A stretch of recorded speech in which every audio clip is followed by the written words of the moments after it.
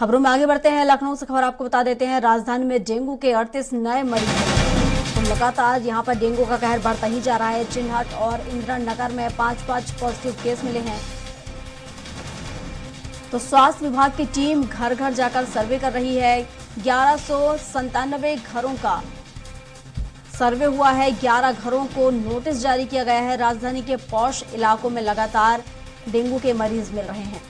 तो लगातार डेंगू का खतरा बढ़ता जा रहा है। इससे पहले भी हमने देखा कई बार यहाँ पर डेंगू के जो मरीज हैं बढ़कर मिल रहे हैं, हालांकि स्वस्थ भी हो रहे हैं, लेकिन लगातार यहाँ जिस तरीके से डेंगू के मरीजों की संख्या बढ़ती जा रही है, तो कहीं ना कहीं इसको लेकर सवाल भी खड़े हो रहे हैं। स्वास्थ्य विभाग की टीम घर घर जाकर सर्वे कर रही है, लेकिन इसके बावजूद भी इस तरह से मरीजों का जो आंकड़ा है कम होने का नाम नहीं ले रहा है और डेंगू का ग्राफ दिनों दिन बढ़ता चला जा रहा है। तो राजधानी के पॉश इलाकों में भी लगातार डेंगू के मरीज मिल रहे हैं। तो लगातार डेंगू अपने पैर पसार रहा है। स्वास्थ्य व्यवस्थाएं दुरुस्त नजर नहीं आ रही हैं। चिन्हट और इंदिरा नगर में 5-5 पॉजिटिव केस पाए गए हैं।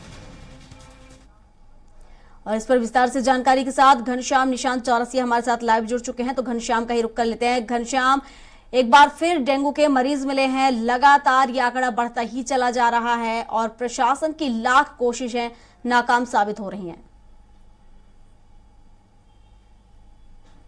बिल्कुल, दावे लाख हैं लेकिन नाकाम साबित हो रही हैं। और सिर्फ राजधानी लखनऊ ही नहीं, पूरे उत्तर प्रदेश में हालत बद से बदतर होता जा रहा है। लगभग 3-4 दिन पहले 13,000 का आंकड़ा आया था कि प्रदेश में 13,000 डेंगू के मरीज मिले हैं। उसके बाद आंकड़े भी नहीं सरकार जारी कर रही है कि उसके बाद जो है कितने डेंगू के मरीज मिले हैं। हालांकि बताया जा रहा था कि 24 घंटे में जिस वक्त 13,000 का आंकड़ा आया था, उसके अगले दिन 24 घंटे के आंकड़े में लगभग 600 प्रति 24 घंटे के रफ्तार से तेजी से बढ़ रहा था आंकड़ा। लेकिन अब जो है, अब पूरी तरीके से आंकड़ा को छुपा लिया गया है और अब आंकड़ा साफ नहीं है कि आखिरकार कितने मरीजों का इलाज चल रहा है। बरेली की हालत बदस्तूर बहुत बुरी तरीके से जारी है। बदस्तूर गिरता हुआ जा रहा है, हालत बिगड़ता हुआ जा रहा है और वहां पे 500-550 केसेज बताए जा रहे हैं। लेकिन वहां का जो सीएमओ है, जो प्रशासन है, यह मानने को तैयार ही नहीं है कि जो मौतें हुई हैं वो मौतें डेंगू से हुई हैं। लेकिन सबसे बड़ी बात है, एक बात का सवाल का जवाब वो नहीं दे पा रहे हैं कि आखिरकार अगर डेंगू से मौत नहीं हुई है तो ऐसा कौन सा बुखार है, ऐसी कौन सी बीमारी है जो जिन बीमारी से वो उन लोगों की मौत हुई है। आखिरकार मौत किस कारण हुई है ये बता पाने में अभी भी वो असफल है। वो चुप हो जा रहे हैं, लेकिन डेंगू का नाम नहीं ले रहे हैं। उनको पता है कि इस मामले में जिस तरीके से उनकी हकीकत मीडिया में ट्रायल हो रही है, हकीकत लोगों के पास जा रहा है, उससे उनकी किरकिरी हो रही है। अभी भी उनका साफ तौर पे कहना है कि वो ब्लॉक स्तर पे कमेटी बनाए हैं। ब्लॉक स्तर पे जहां पे पानी है, जल जमाव है या फिर कहीं अगर तालाब है वहां पे जलकुंभी है, उनसे निकाला जा रहा है, उसे साफ सफाई किया जा रहा है।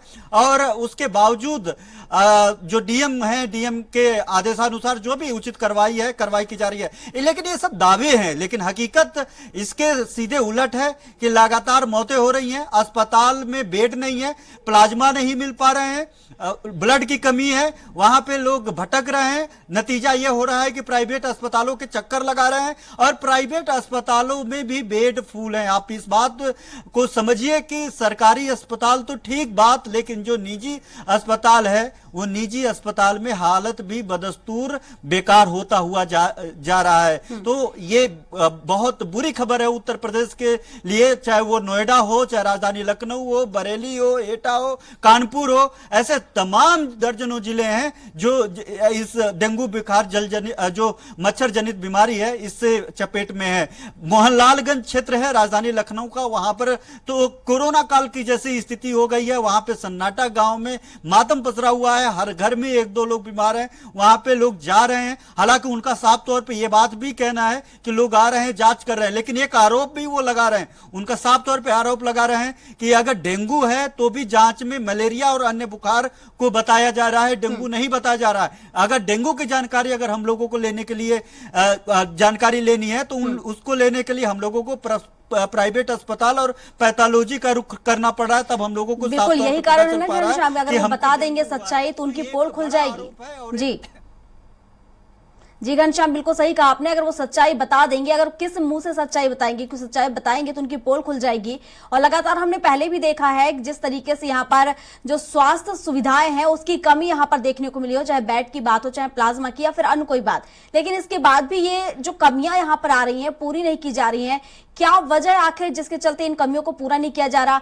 क्या समय पर विभागीय अधिकारी निरीक्षण नहीं कर रहे हैं, समय पर दवाइयां नहीं पहुंचाई जा रही हैं? आखिर कहां कुछ कमी रह रही है?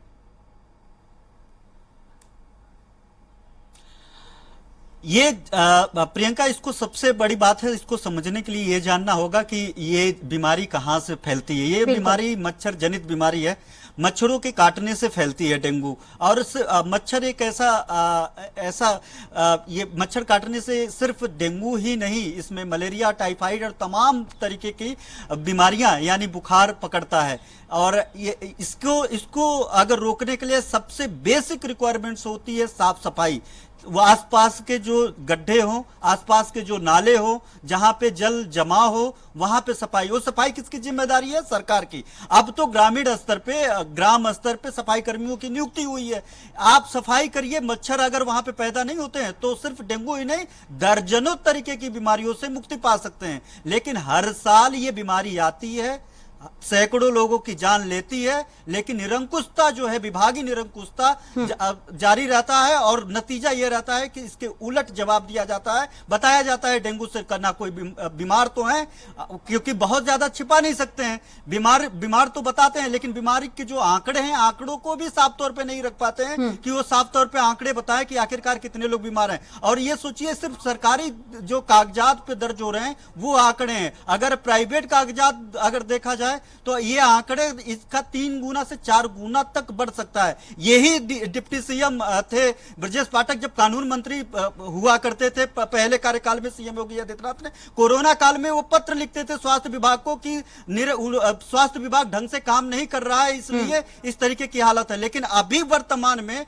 ये विभाग, स्वास्थ्य विभाग जो है ब्रजेश पाठक के कंधों पे, उनकी जिम्मेदारी है। और ऐसे में हालत यह है कि आंकड़े भी साफ नहीं हो पा रहे हैं, आंकड़े भी अंदर से बाहर नहीं आ पा रहे हैं मीडिया में कि आखिरकार कितने बीमार है, कितने लोग मर रहे हैं। और आखिरकार डेंगू से नहीं मर रहे हैं तो जो मरने वाली की संख्या है, जो मर रहे हैं अस्पतालों में, आखिरकार वो किस बीमारी से हो रहे हैं। तो ये बड़ा झोल है और इसमें जरूर ये दावों और वादों के बीच में स्वास्थ्य महकमा को प्रशासनिक तौर पे इस पे कंट्रोल करना होगा, सफाई लाना होगा, साफ सफाई पे ध्यान देना होगा और ऐसे लोगों को डिटेक्ट करना होगा। सबसे बड़ी बात है कि अगर किसी डेंगू का कोई मरीज है, उसको मच्छर काट करके दूसरे किसी व्यक्ति को, स्वस्थ व्यक्ति को मच्छर काट लेता तो उसको भी डेंगू होने की खतरा बढ़ जाते हैं। तो ऐसे में ये भी ध्यान देना होगा कि जहां पे डिटेक्ट हो जाते हैं, जिन गांव में, जिस क्षेत्र में, चाहे वो शहर हो चाहे गांव हो, किसी भी एरिया में अगर डिटेक्ट हुए हैं तो उसको क्वारंटाइन के जैसे उनको आइसोलेट किया जाए, अलग रखा जाए, उनको ठीक किया जाए ताकि वो बुखार से ठीक हो। और उनसे जो बढ़ने वाले